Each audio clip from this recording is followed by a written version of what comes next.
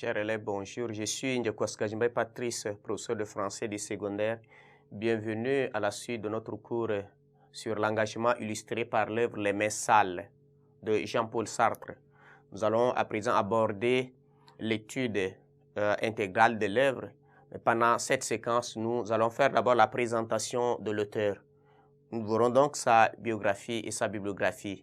L'auteur des Mains sales, c'est Jean-Paul Sartre. Jean-Paul Sartre. Jean-Paul Sartre, qui est né le 25 juin 1905. 1905, dans une famille catholique. Donc, c'était à Paris, justement. Donc, Jean-Paul Sartre était orphelin à l'âge de 2 ans. Il a perdu son père. Donc, il fut élevé donc, dans la religion catholique et pris en charge par sa mère et ses grands-parents donc maternels. Il est donc doté d'une grande intelligence. Vous allez voir à travers ce qu'il écrit. Il découvre très tôt le cinéma, les livres d'aventure et s'initie à la vraie littérature en lisant donc Victor Hugo et rêve donc d'être lui à son tour un écrivain.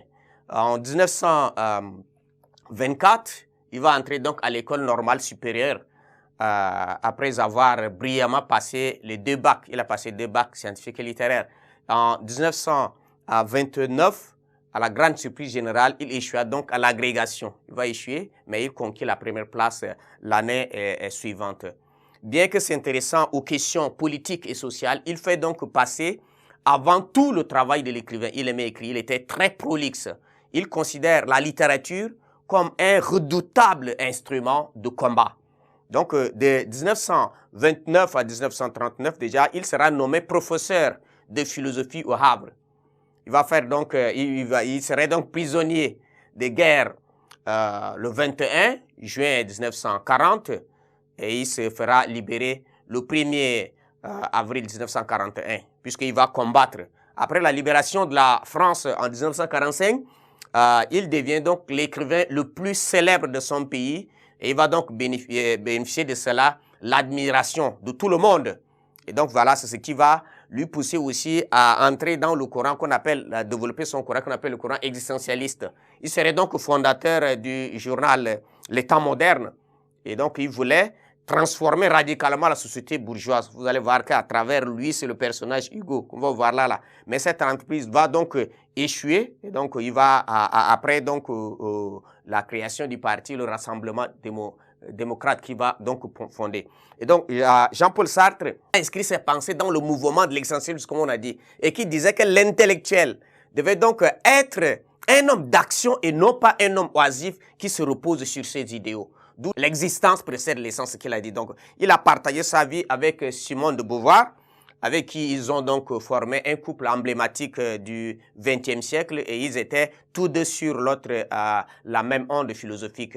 En 1952, il adhère donc au Parti communiste et va donc être en désaccord à ce niveau déjà avec Albert Camus. 4 ans plus tard, il quitte le Parti communiste et qu'il qualifie donc de marchandises importées du RSS. Donc, il serait directeur du journal La Cause du Peuple. Il va donc refuser le prix Nobel de littérature en 1964. Il va dire que un écrivain n'est pas quelqu'un qui peut s'emparer dans ses idéaux et pour bénéficier que de l'autre, de la vie des autres. Donc voilà, c'est pourquoi il a refusé. Il n'a pas à écrire pour plaire à quelqu'un, ni pour gagner l'admiration de qui que ce soit. C'est comme ça qu'il va refuser le prix Nobel de la littérature. Jean-Paul Sartre est prolixe. Il a écrit beaucoup d'œuvres.